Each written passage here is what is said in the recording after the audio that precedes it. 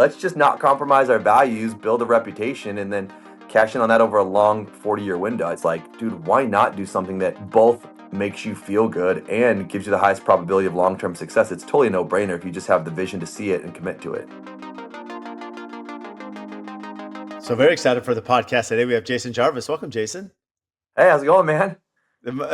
My favorite part about starting this interview, of course, you and I go way back, which we could get into later in the episode. But you, your title is lover of boring businesses. Yeah, I might need to workshop it a little bit more, but that encapsulates who I am more than any other title, most likely. I mean, honestly, it's fantastic. I mean, really, it comes down to serial entrepreneurship, and I do want to get into. I know you do a lot of mentorship with young youth and young entrepreneurs who are looking to start their career.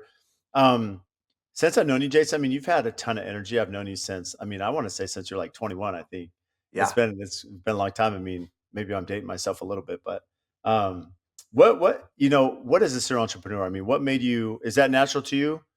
Just having this ambition to own and seek all these different businesses? So my first memories of being alive was being on sales calls with my dad. So I must have been just too young to be in kindergarten, maybe a summer or whatever. But I'd go with my dad on sales calls, and he was like, "If you're good in the meeting, I'll buy you an ice cream when we're done." And so I was like just in it, And my dad had a boring business. He sold wood molding, like door and trim, locks and hinges. And then later in life, my first sort of grown up job was working for my uncle who had a windshield replacement company. Mhm. And they're both That's like where we met. objective.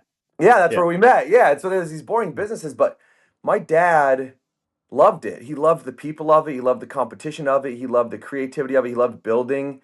He loved helping people. And so it never occurred to me that it was a boring business because it was so rich with all this cool stuff. And so I just was kind of swimming in those waters since I was young. And my dad grew up in a small town. His parents were school teachers, just like regular middle class, lower middle class childhood, 5 kids, school teacher salary, small town. And my dad built this great business. And one of the great gifts of my life is that when he talked to me, he was just like, dude, if I made it this far, you can do whatever you want. And it wasn't like he was pumping me up. It was just very matter of fact. And I just kind of believed him. He's like, you can do whatever you want. And I'm like, well, I want to be like you. And so it just sort of, between my early exposure and my dad's sort of natural belief in me that didn't feel rah-rah, that just felt like he just, like he was saying, the sky's blue and the grass is green and you can do whatever you want. And he said it in a way that gave me maybe that naive optimism and confidence that I could kind of set after whatever I wanted. I just wanted to have a business like my dad. Well, it's interesting. I mean, I've seen, as I interview entrepreneurs, there's something about optimism. Like a lot of very successful entrepreneurs are very optimistic because it's kind of a field that you can get beat down. And but with that said, there are some entrepreneurs that are incredible at sales, and some not so much. I mean, I think you're a little bit of both. For as long as I've known you, very optimistic. Anyone listening can already tell from your personality right off the bat. But there's a unique ability you have to sell, and that's what I noticed very young. And what does that like marriage look like between selling and entrepreneurship? Because there is structure with entrepreneurship, right? To some extent, especially as you're taking these boring Yeah. businesses, but creating systems and repetition that now increases in value. Sometimes that the kind of business building that I like, I've kind of found that it's almost like I love solving puzzles. So I'm like when I start a new business, I'm like figuring it out. And then when I'm putting this puzzle together, and when I finish, I realize the puzzle is actually a cage and I built myself inside of it. And I actually didn't ever want to do, like, I'm just having so much fun in the building of it that when it's done, I'm like, get me out. Like once it's established and cruising and it just needs steady, consistent, predictable KPIs and SOPs, I get a little bored, but I love the building process, and that's been an interesting tension for me as an entrepreneur to be like, hey man, how do I not build myself a prison cell, but build with the end in mind so that I don't disappoint people when I inevitably want maybe a different challenge. But so that's one thought that comes up from your question. But the other thought is, to answer your direct question about being a salesman, is I actually kind of cringe when I hear that word because I ask people all the time. They're like, "Well, I'm not salesy," and I'm like, "Cool. How do you feel about salesmen?" And they're like, "They're the worst." I'm like, well, if they're the worst and you're not like them, why is that a problem? You know what I mean? Like there's a bad kind of sales. And how I self-identify, Brad, is like I have real and genuine enthusiasm for things I believe in. So if I can get a freaking business that I believe in, a product, a service, a team that I actually genuinely hook me up to a lie detector, believe in, then I am very enthusiastic about it. And that enthusiasm can look a heck of a lot like sales, but people still will interact with me because they somehow don't feel like they're getting sold the way you get sold at a car dealership because they can hopefully they can sense that I'm like it's like if you have a favorite new restaurant, I'm like, bro, have you been to XYZ? It's so freaking good. Like they don't feel like I'm getting a commission from the restaurant that I'm just like, I got to tell you about this thing I'm stoked about. So the reason I build my own businesses is because I know what would get me stoked and I have to be stoked or I'm actually an objectively really bad salesman. Like I couldn't be a door to door salesman and sell something I don't believe in. I'd just be so bad at it. But if I believe in it, I just have an enthusiasm that looks suspiciously like sales, but I don't self identify as it being sales, if that makes any sense. No, it does. I mean, what's interesting about the belief side, so there's a correlation to employees too. Like if employees believe in the product of the company, or it changes your company culture, right? And for you as the owner or entrepreneur, like if you believe in, to your point, the team and the culture and the processes, and like it gets you animated. And so it's not so much as like putting on the sales hat; it just seems to be more innate and natural to you. Yeah, that's totally what it feels like. And I think that observing you building your business, that's what I see in you is like, I think that you seem like a guy who gets great joy from building beautiful things and then surrounding yourself with great people. And so I think that's a blueprint that's duplicable that when people say, hey, I'm burnt out on my job or I'm afraid I'm lazy or I'm not this or that. It's like, dude, just get whatever you're doing to a place where you are really excited about it. And then whether it's the sales or the leadership or the recruiting, I mean, people come work for me because I'm excited about my company and they're drawn, they're drawn to my enthusiasm. But when I don't believe in it, I've had to cancel sales days before because we'll have like a problem at work and I'm like, I can't go talk to XYZ about our company. I kind of think our company sucks today. Like I'm not gonna be a good salesman today. Like A clear company my sucks today. schedule, bro. I'm out. That's one of my favorite quotes. Our company sucks today. That's actually a good one. I'm gonna have to remember that. Not always. I'm not out No, not forever, always. but today Yeah, it today needs it some just work. Yeah. Call me yeah. tomorrow. What's interesting, Jason, is where I give you a lot of credit is I think entrepreneurship is difficult in this sense.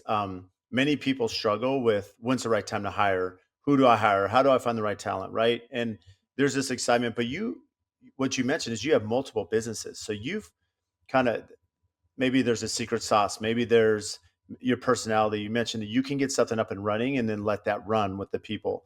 How have you found a way to, I don't want to say disassociate, but pull back, that you don't have to be there every day micromanaging, babysitting, that you can create have a company, get the systems line, get the KPIs going, and then get that team in place and let them operate, while still not feeling like, hey, Jason's totally left us to, hung out to dry, but at the same time they have ownership, or at least a desire to continue to build the brand and product when you're maybe not there every day.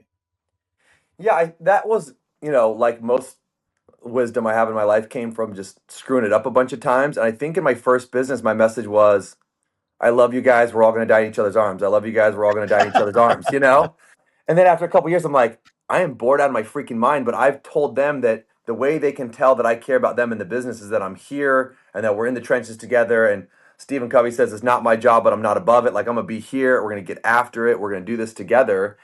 And like I said, I built myself into a job I didn't want, but I had infused it with this meaning that if I'm not there, then I don't care or that I'm letting them down. And so I had a phase as I was lucky enough to build a business that was working well that I was like, hey, this kind of not sucks, but like this isn't fun anymore. And so, if Jesus in the Bible says the truth shall make you free, it's like, all right, well, I gotta tell the truth in my next business. And so it's like, hey, here's what I love, here's what I don't love. And my partner in the roofing company, we had a funny experience where he asked me if I'd start a roofing company with him and I was gonna put up the money and be the mentor and whatever. And I said, yeah, but I said, hey, I want to be, but I had this thought of like, I don't want to overpromise and get stuck. So I need to be really clear so he has a chance to choose out if he doesn't, if it doesn't align what I'm committed to. So what I told him was, I said, you ever seen those National Geographic shows where, like the lion chases the freaking gazelle and the cameraman records it all and whatever? Like, there's a rule at National Geographic. I don't know how I learned this, but like, if the cameraman sees the lion coming for the gazelle, he could spook the gazelle, he could tip the gazelle off and let it run away. He could sort of save the gazelle's life. But the National Geographic cameraman motto is do not interfere with nature, period.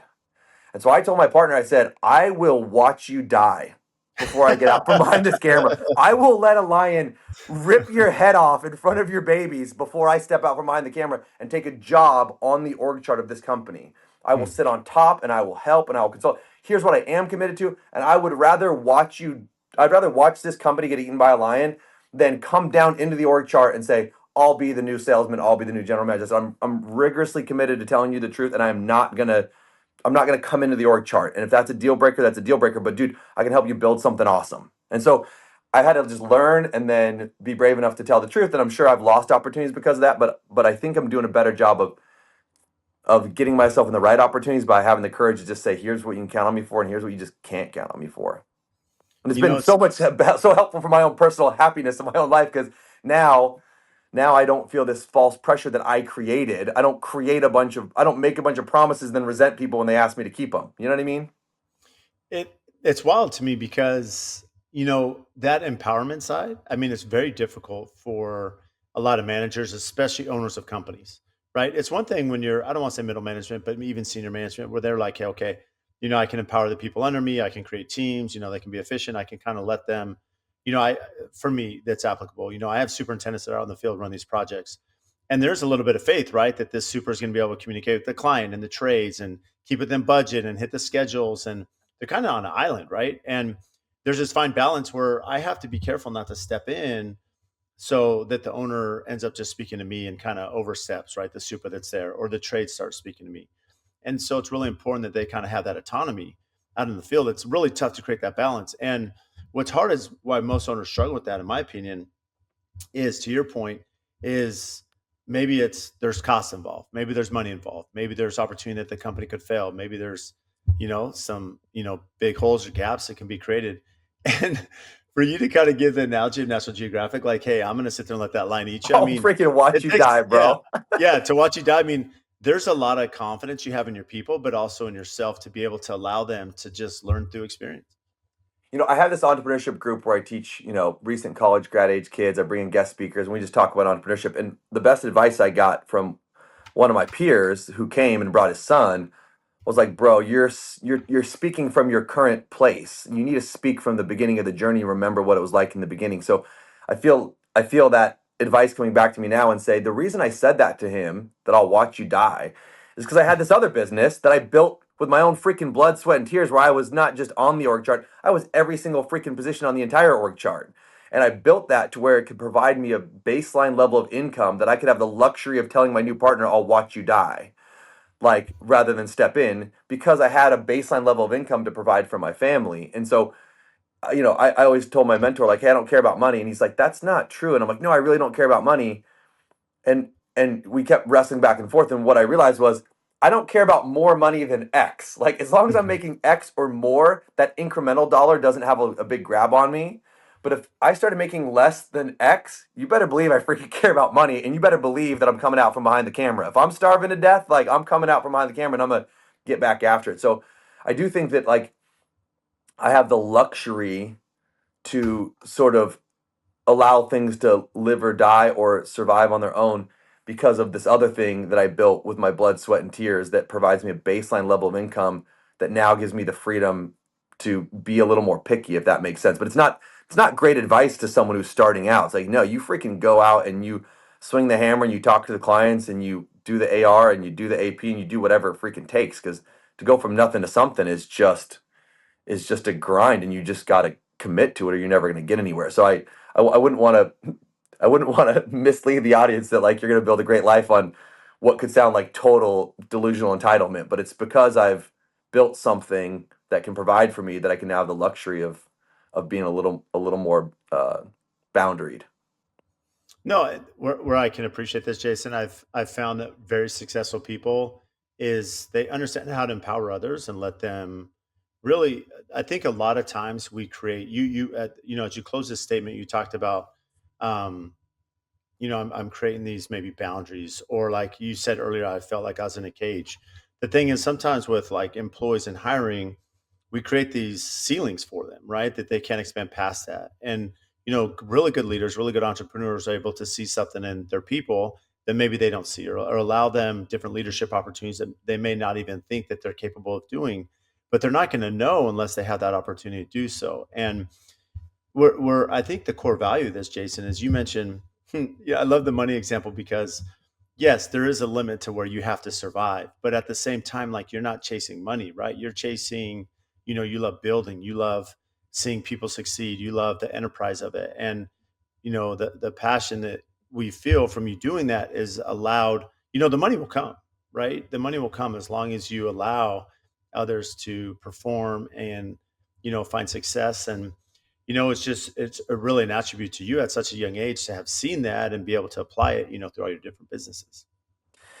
Yeah, well, and if I could flip this on you, I don't know how many of your podcast episodes you've expounded on your own philosophy, but I look at you and AFT has such a distinct brand. I mean, it's just synonymous with excellence. It's just if you want the best, that's what you do. And my experience being in the community with you is no one ever says, who's better? Should we use AFT or use somebody else? It's like AFT is definitively the best, and can we afford it and can we choose it, or do we have to settle for something worse than AFT? Like no one picks McDonald's over Steak 44 if they want one free meal voucher. Like you're clearly the top.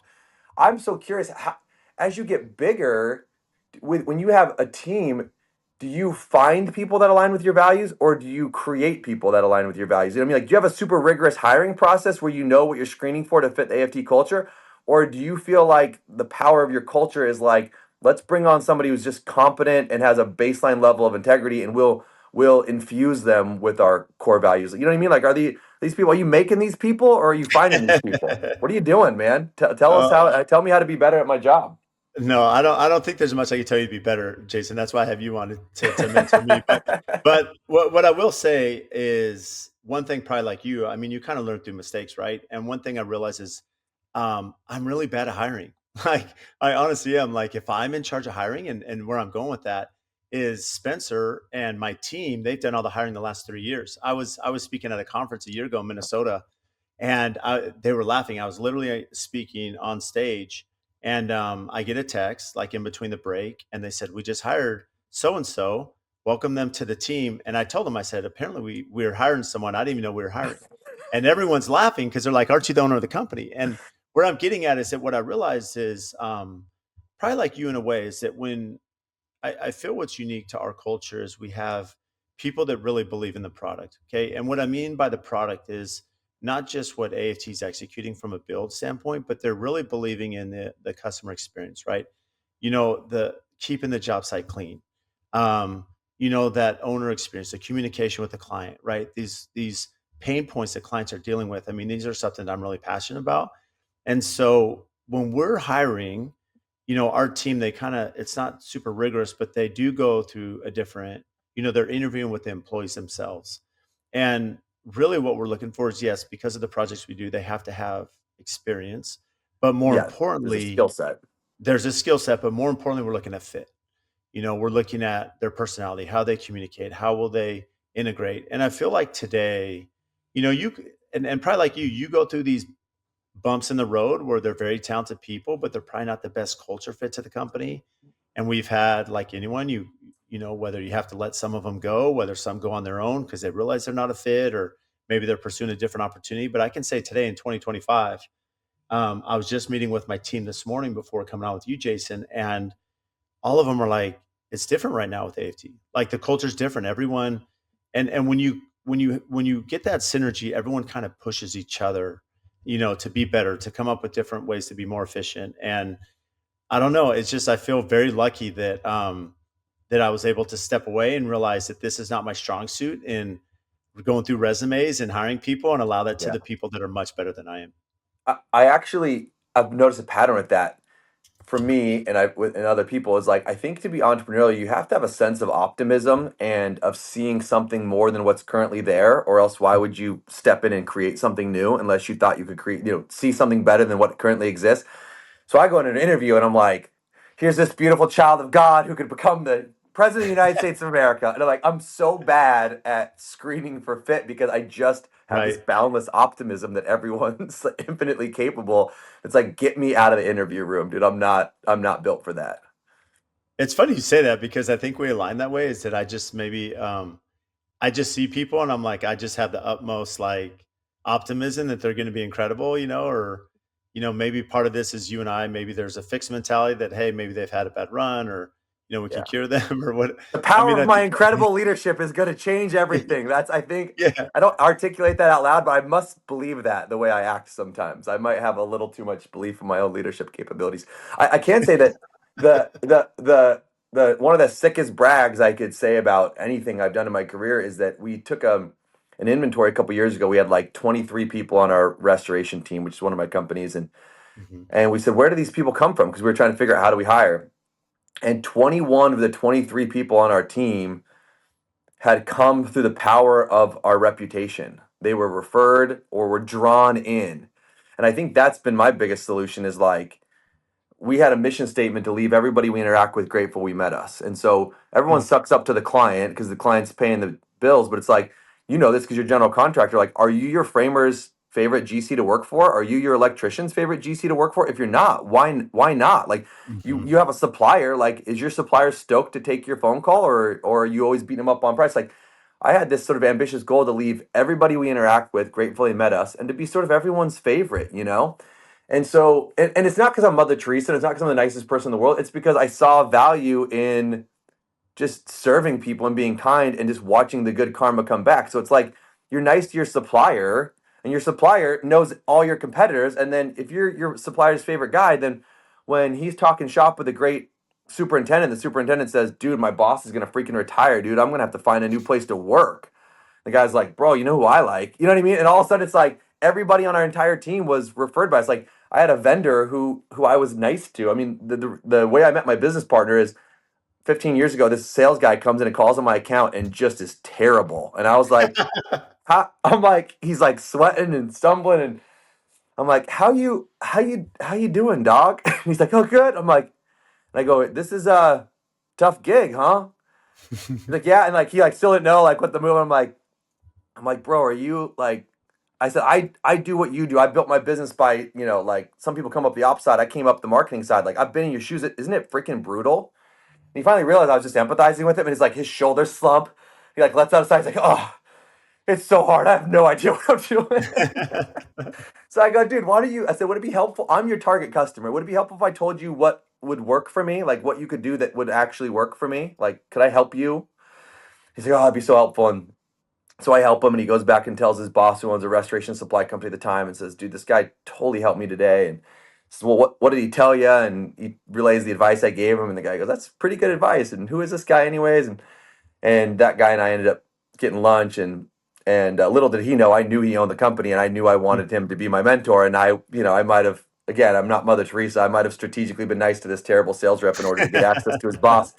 But you just serve enough people and you create a culture, and all of a sudden people are drawn in. I guess is the point that it's just I would imagine at AFT, because if I know what AFT stands for and my neighbors know what AFT stands for, and I live in a neighborhood where an AFT home's going up, and the neighborhood's like, yes, awesome, AFT house going, like everyone's homes are going up in value 200 grand because we're gonna have an AFT neighbor. Like if I know that and the neighborhood knows that, then your industry knows that. I bet you draw great people in through the power of your brand, which takes a heck of a long time, but it's something I'm just sort of articulating out loud to myself because I'm not going to take notes while we're on the pod, to just remember that if I can stand for something, that I can draw people in that align with me.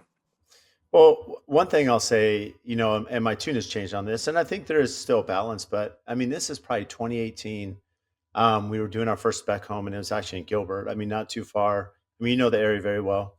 And we were putting it up, and there were some unique characteristics. I mean, one thing is there are a lot of things as far as like the build itself that we won't cut back on, just from like energy efficiency and like integrity of the build. And, we definitely want to deliver high quality. So there are a few things when you're doing a spec.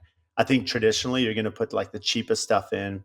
You're going to, try to make the most margin. And for us, like for me, it's kind of like what you said about money. For me, it's not about money, it's about reputation. And so my thought process was like, it just wasn't about, bringing as many dollars home. It was more about continuing that brand. And so when the home went up for sale in this neighborhood, pre-sale, we hadn't broken ground yet. We put the sign up, and I remember that the neighbor who lived right next door came to me and he pulled me aside. He's like, Brad, I think you have a problem. It's priced, it's too expensive.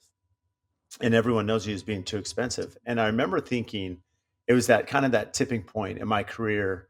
7 years ago, and I'm like, is this a bad thing that people know us as being expensive, right? And to be honest, the funny thing is, like, I, as I say this on the podcast, I've had clients a couple clients we just finished, they're like, Brad, you're really not that expensive. Like, you have this perception that you're very expensive, Mm, but we priced you out with other builders, and you're really not far. In fact, in some ways, you're a lot cheaper than others, but you just have this perception. And so I realized that the perception of being expensive isn't a bad thing. mm, And we ended up not deviating. We didn't lower the cost. We didn't, cut back and value engineer it. We just kind of stayed true to it. And that home not only sold, for the highest square foot, even though it sold for the highest amount in that neighborhood, we didn't bring home a tremendous amount. You think about loss leader in sales, but the thing is, it built a yeah. reputation. And years later, that 100%. home sold, and that client built with us again, and it was really a staple. And so I've seen how, by not jeopardizing quality or experience, that it can help their reputation, where we do have homes that continue to sell and resell with the AFT name. And that's something we're definitely proud of. So, It's funny. There's these paradoxes where I say I don't care about money, but it's almost like, and I hear you saying like, hey, we chose quality over money. Um, but this is like a biblical level paradox where it's like by not focusing on money is usually how you make the most money, you know? But like I like to be really honest with myself, and I don't want to overrepresent myself as this great person, but one of our core values is to actually care, and our second core value is to do the right thing. But we have these subtitles where I like come clean and I go, yeah, we want to actually care and do the right thing, not just because it feels good, which it does, but also I actually believe that the best way to make the most money over the longest period of time is to rigorously commit to this. So I used to joke with people, I'm like, I'm not that young anymore, but when I was younger, I'd say, I'm too young to screw you, bro. Like, I'm not going anywhere. If I screw you today, who do I work with tomorrow? I said, when I'm 64 and a half, watch out. I'm gonna screw you so hard. Like, don't work with me to 6 months before retirement, because then I don't need a reputation anymore. But like, dude, right now I'm in my 30s, bro. I just I need money too bad to screw you today. Like, there's just, if I need to make the most money by tomorrow, I could go screw a bunch of people. But if I want to make the most money over the longest period of time and have a quality of life, then it just doesn't really make sense. That's why I love that quote, like, never sacrifice what you want most for what you want right now. And I've seen people who choose a path of lower integrity and they shoot out of the freaking gates. It's almost like a sugar rush. Like, man, they can make a bunch of money right away. And then I've watched people I care about, I've watched their lives be harder in their 30s than they were in their 20s, and harder in Mhm. their 40s than they were in their 30s. And by their 50s, they're like, does anyone not know that I'm a dirtbag? Like, is there anybody left to screw that I don't know? You know what Yeah. I mean? Like, it's just, it gets harder and harder. And I had the luxury of starting young enough that I'm like, I don't need 200 grand when I'm 26 or 24. It's like, let's just do this slow. Let's just not compromise our values, build a reputation, and then cash in on that over a long 40-year window. I think that's a really thoughtful and an important strategy. It's like, dude, why not do something that both makes you feel good and gives you the highest probability of long-term success? It's totally a no-brainer if you just have the vision to see it and commit to it. The one thing that is curious to me, Jason, I think where you've been very successful is, like, a lot of your companies are in the blue collar. I mean, restoration, rain gutters. I mean, I'm sure you could speak to roofing. You could speak to all the companies you're doing. It's really hard to find good people. Like, for me, yeah, I mean, you kind of teed me up, which I feel like is unfair in a little bit, because, look, mine, you know, I, I don't want to say it's glorious, but they don't have tool bags on for the most time, right? Yes. It's a communication role in a lot of ways. It's a strategic role. It's an ability to deal with different personalities. You have to be really firm, but at the same time, be soft and be able to motivate people. But the stress is different. I worked in the trades. I grew up in the trades. It's a lot different finding talent, that have their tool bags on, that are out in the field, that it's really hot here. They're on the roof in the middle of July in Arizona. How have you built culture with employees in the blue collar? Because I think that's where a lot of service industry, service companies in our industry, as well as just, any plumbing company, any trim company, have really Yeah. struggled, to find good people. Now, if I could pay you to tee me up with a question, I would love to answer. This would be the one. I'm so grateful to be able to speak on this topic, but um, I feel like I've already referenced Jesus once. I got another spiritual quote that I'm gonna put in a business context, but there's this great quote that says, "Every bush is a flame, but only those that stop it. Every bush is a flame, but only those that notice take off their shoes and worship. So there's this quote by Elizabeth Browning, and I just kind of butchered it, but she basically talks about every bush is a flame. And the way I understand that is in the Old Testament, Moses sees God in a burning bush. And as I meditate on that, a bush is like on the hierarchy of God's creations is not the most remarkable. It's not the most beautiful. It's actually quite underwhelming. It's not a sunset. It's not a baby's laugh. It's not a snow peaked mountain. It's just a bush. And based on the geography of where Moses was, it was probably an ugly bush. But like Moses has this transformative experience with God because he has eyes to see it. So this Elizabeth Browning quote is that every bush is a flame. It's just us up to us to see it or not see it. She says earth is crammed with heaven. And so that's how I feel about the blue collar trades. Like I just where someone sees a bush, I see something beautiful. I see something divine. And I think it goes back to my childhood of having role models who are in these boring businesses. And so I think that it starts with I have a vision. And where there is no vision, the people perish. And so I have a vision and I see something beautiful. I see a place where I can be the best roofing company anybody's ever worked with. I can be the best boss in the roofing space anyone's ever worked with. I can be the most integrous restoration company I know. I can help my partner build a great life through buying a small gutter company in Dallas, Texas. And as he builds a great life, he'll go serve his family and serve his community. So like I have no shortage of beauty that I see in it. And I think it starts with me as a leader seeing what's beautiful in it. And then from there, I can I can attract people that are excited because I don't need to convince someone to be a plumber. I need to look at the existing pool of plumbers and get the best ones to be drawn to my company.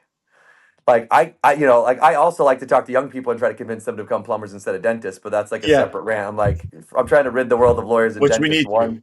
one to say, one youth at a time, dude. But if I can be known, what happened to our restoration company is you find your first couple employees however you find them, and then from there they're in the industry and they hang out with other people in the industry.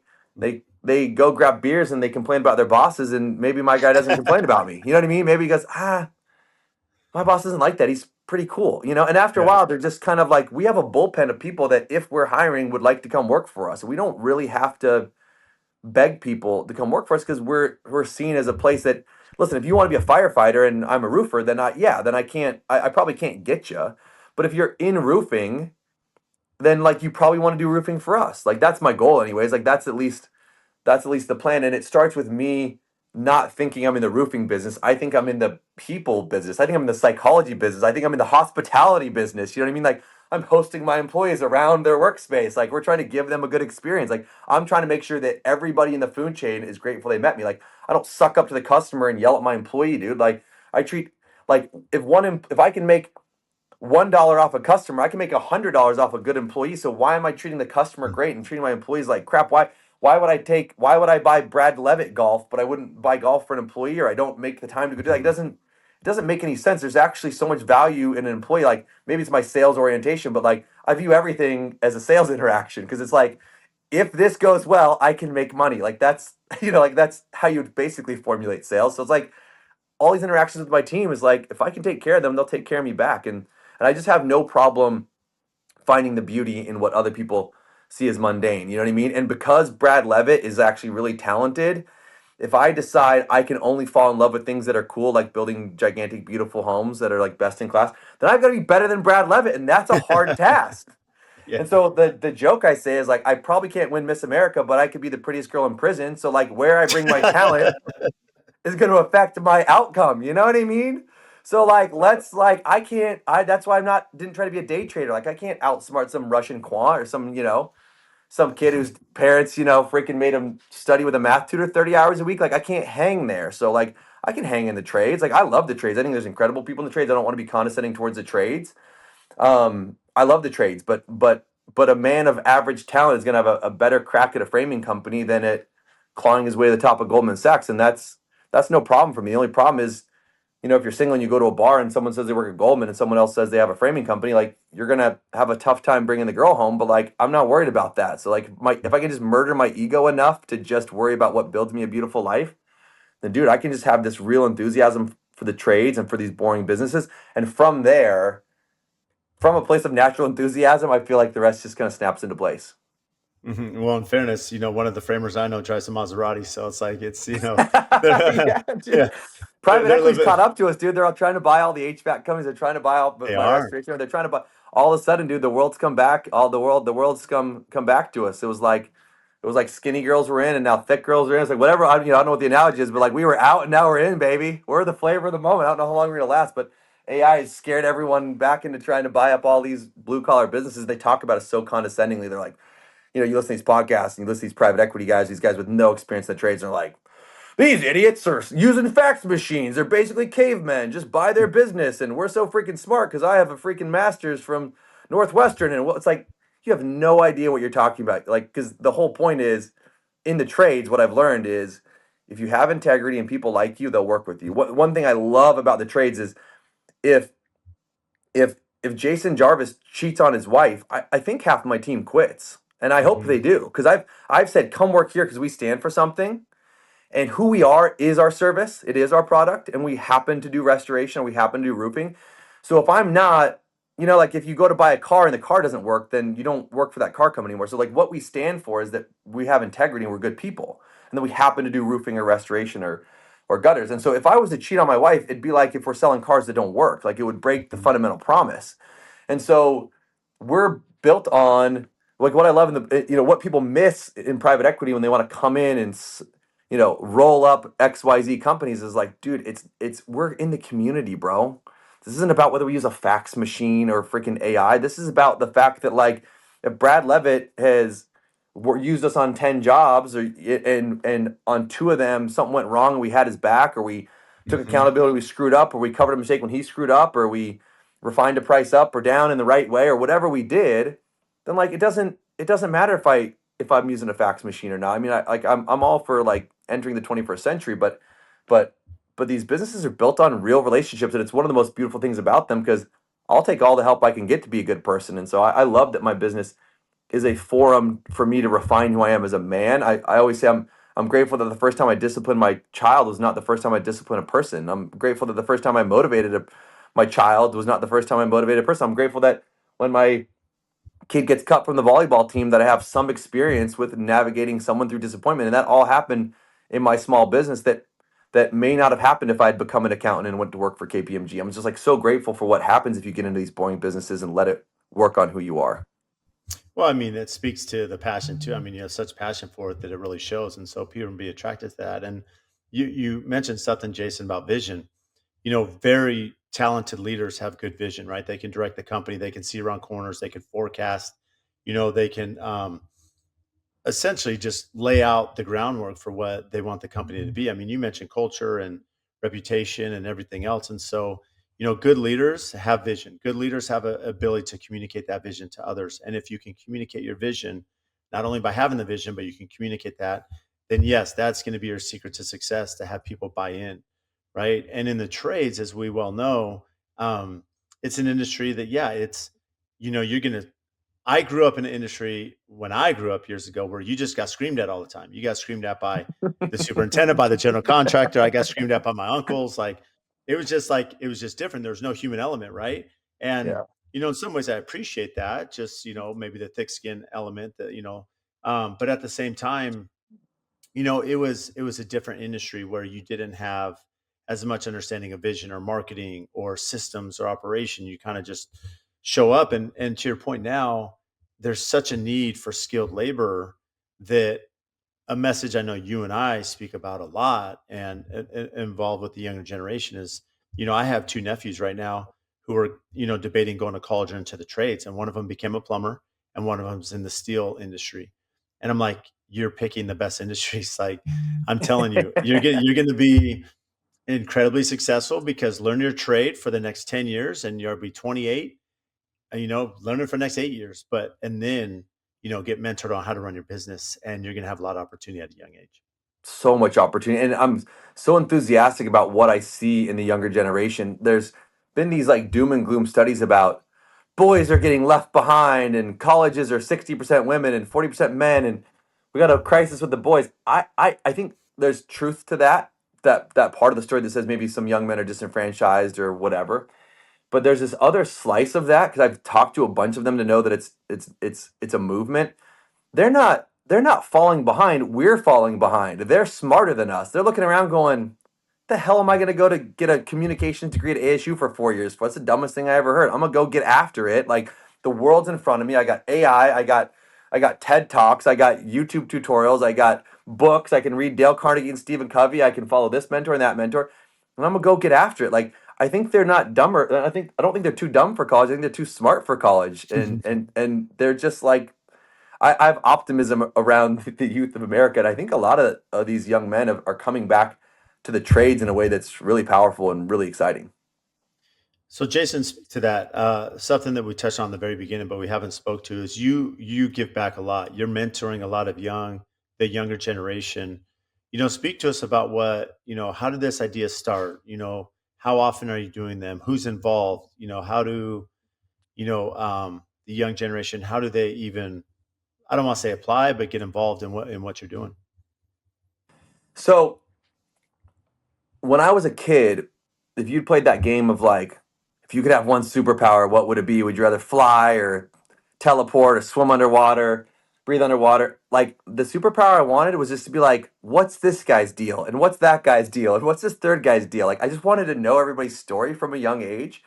um, like professionally. Like I grew up in a church community in the Boy Scouts, and so I got these men that are leading me, and I'm like, these men are awesome. And if I wanted to try to figure out how they became awesome, it felt like taboo, like impolite to ask them too many questions.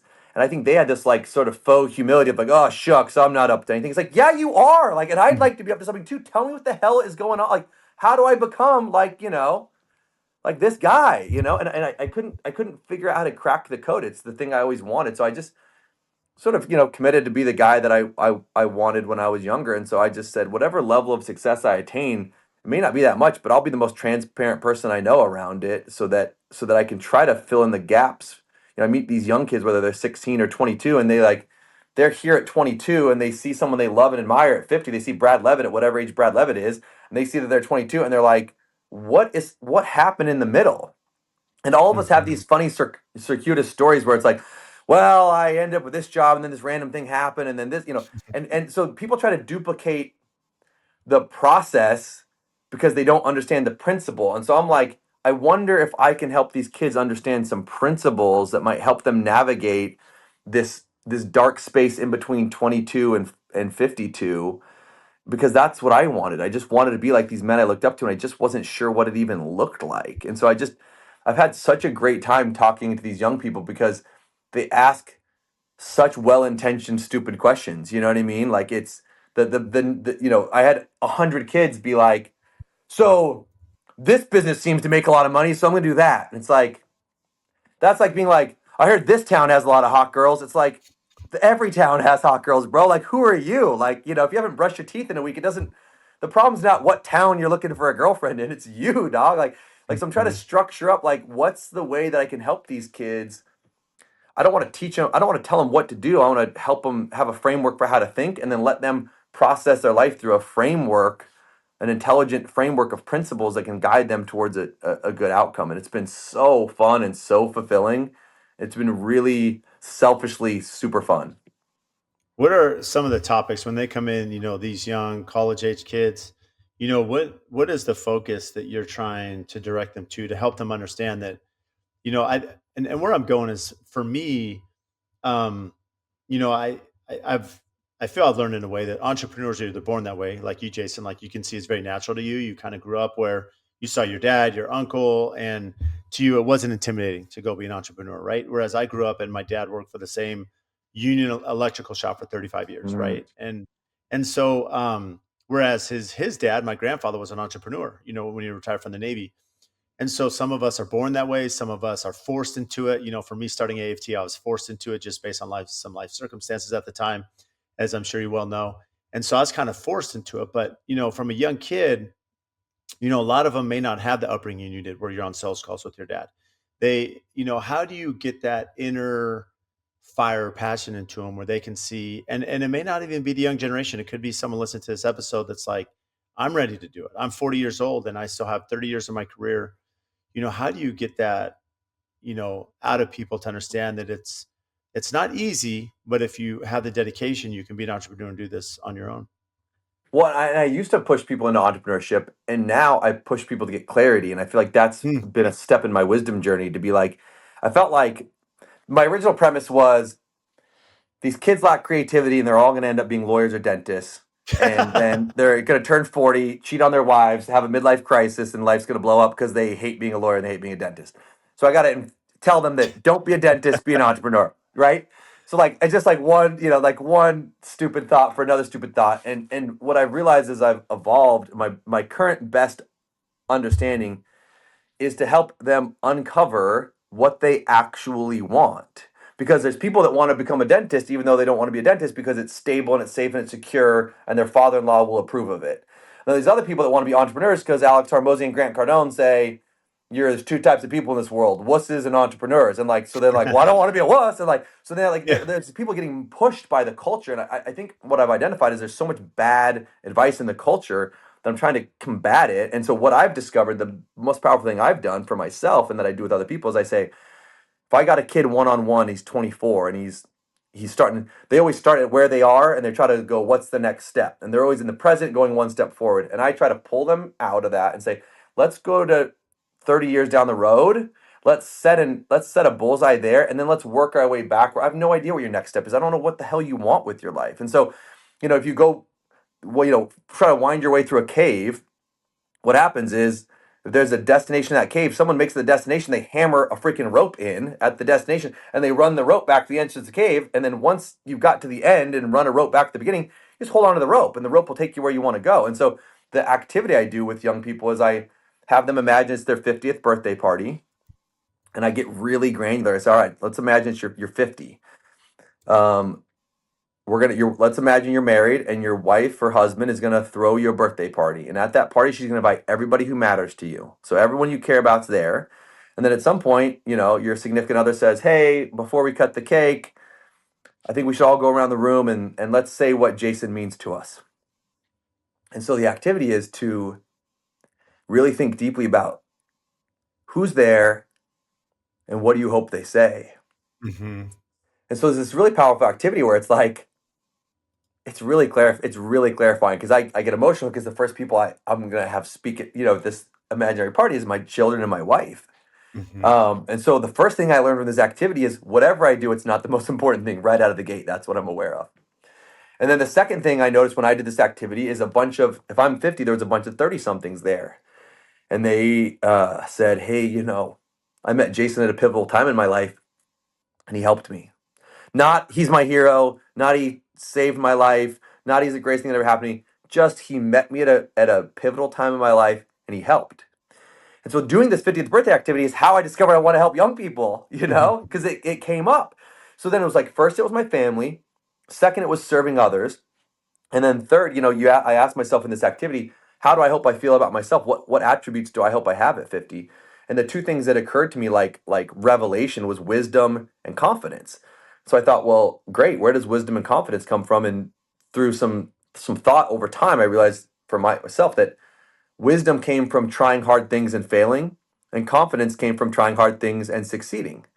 And so if I want to serve young people, I have to have wisdom and confidence. If I'm going to have wisdom and confidence, I have to try hard things. If I'm going to try hard things, I'm going to have to start another business. I'm going to have to do another thing. Like I got to a point in my first business where I was making enough money that I paid my house off and was working 5 or 10 hours a week, and I could have coasted all the way to the finish line. And I'm like, dude, if I sleep till 9:30, play video games till 11, and then play golf, like I'm going to grow zero wisdom and zero confidence, and I won't have the life experience to serve these kids who are going to be 35 at my 50th birthday.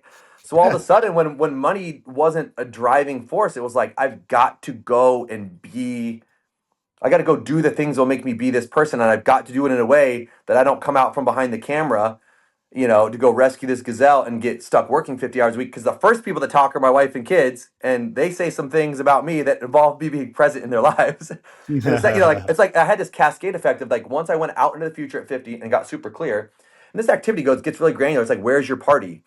And it's like, well, why does that matter? It's like, well, if it's at your mom's house in the backyard, then you don't need to make that much money. Your mom's already got a house in the backyard. Like if it's on a yacht in the Mediterranean, then that's a clue that you're going to need to make some money to be where you want to be at 50. And depending on how much money you make, it's going to change, what advice I give you about what you should do with your career. And so I start at the end, I work my way backwards. And if I can trick them into being honest about where they want to be at 50, then it's a lot easier to decide whether being a dentist or a lawyer or an entrepreneur or a union electrician is what's going to serve them most in their lives. And so I try to strip away all my bias towards entrepreneurship in general and the boring service businesses specifically, and serve them where they are by helping them get clarity. And just like in my own life, when I have a vision, I don't need a lot of advice. When I know what I want, I intuitively can feel my way how to get there. It's usually when I don't know what to do, it's not because I'm dumb, it's because I don't know what the bullseye is. It's like classic Alice in Wonderland. It's like if you don't know where you're going, it doesn't matter which turn you take. And so the best thing I'll do is help young people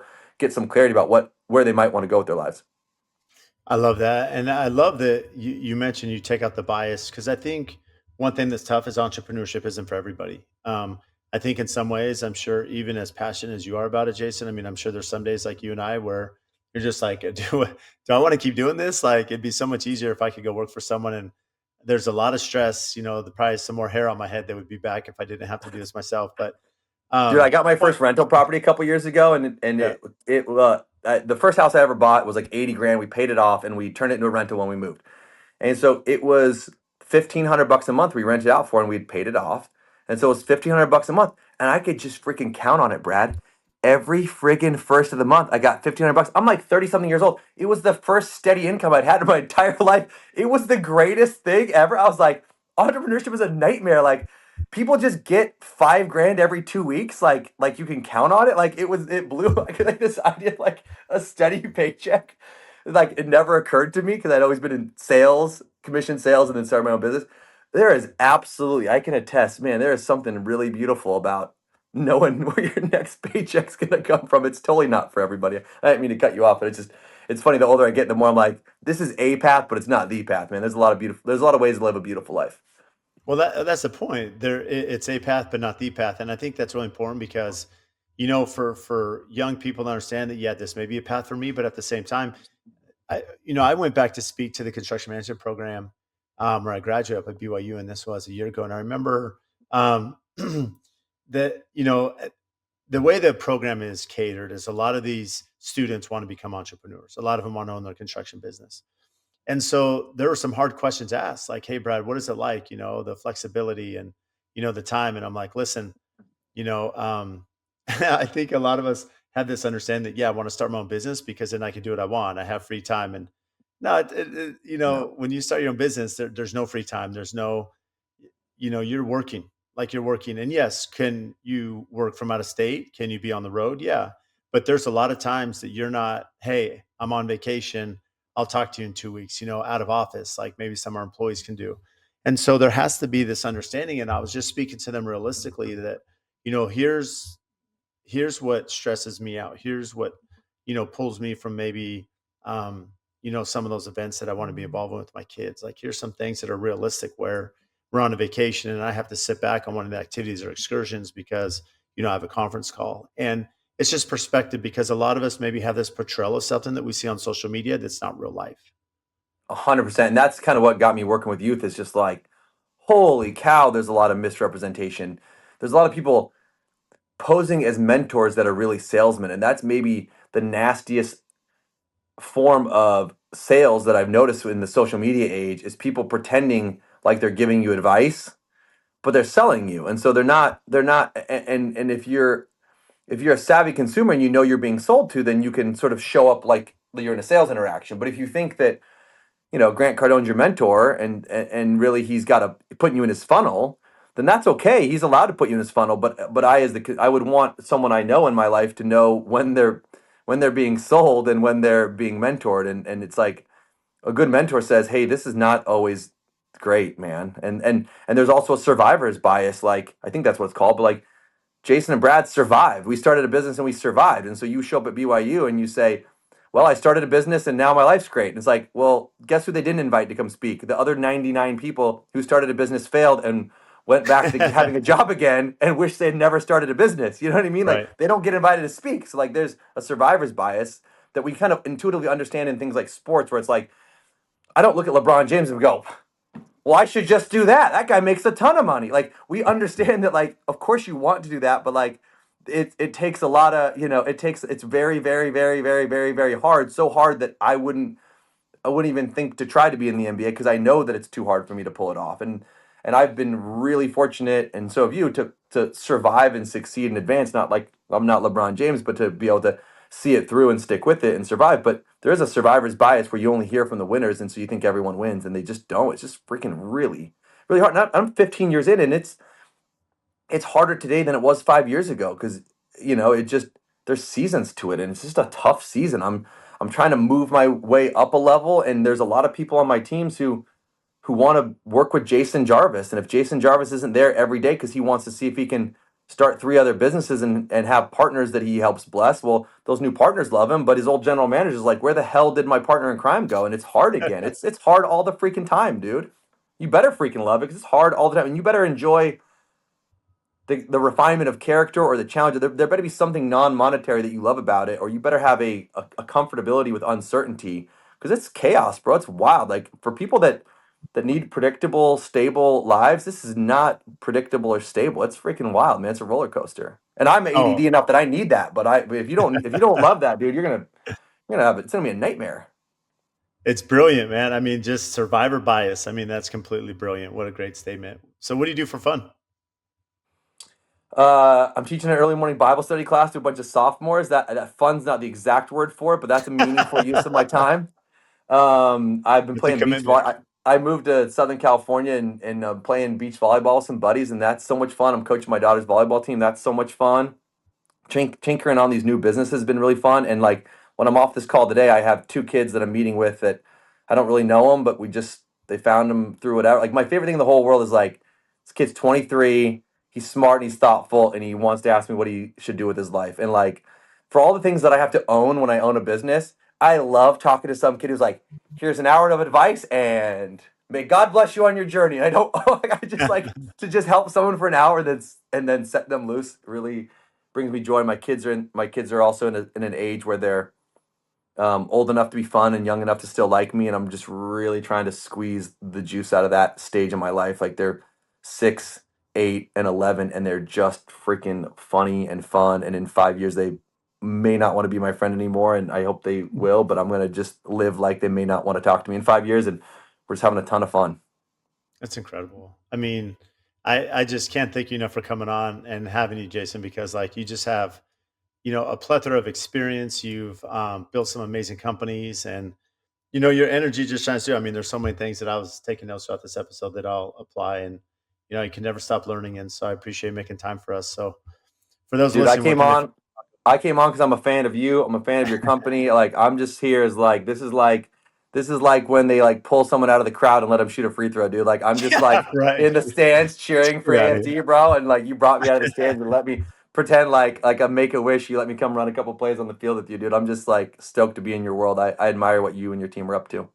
Well, the feelings mutual, Jason. So where can our listeners find you? Oh man, my only social media is LinkedIn. You can find me on LinkedIn. Otherwise, you can find me playing beach volleyball or hanging out with my kids, I guess. But you can find me on LinkedIn. Amazing. Well, thanks, Jason. Appreciate you, man. If you get value from the show, please support us by giving a 5-star rating and review on whatever platform you listen to.